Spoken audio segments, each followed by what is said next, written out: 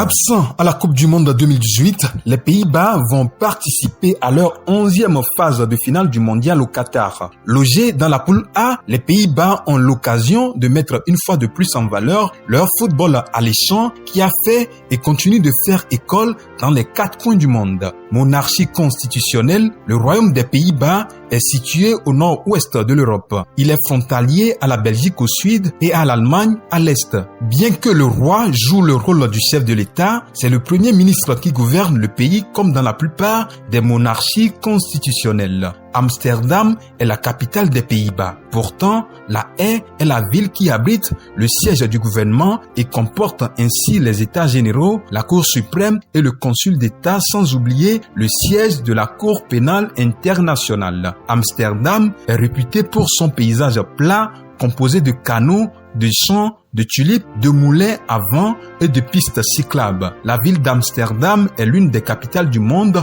où le vélo est le premier moyen de transport. La culture du vélo est une religion et se pratique dans tout le pays. Les autres particularités qui font la réputation d'Amsterdam, la consommation de cannabis est autorisée en coffee shop.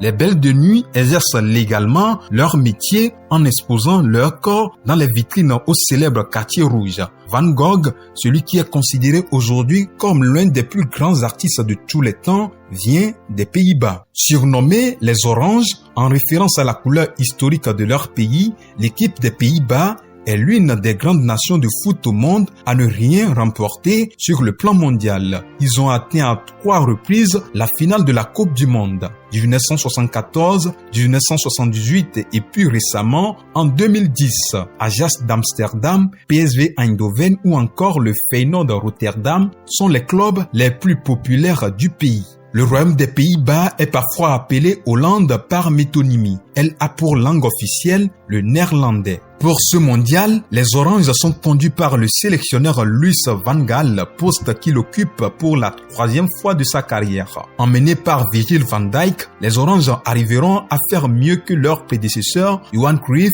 Marco van Basten, Ronald Koeman, Clarence Seedorf, Edwin van der Sar, Patrick Kluivert, Arjen Robben, Wesley Sneijder, Ruud van Nistelrooy ou encore Robin van Persie. La question reste posée.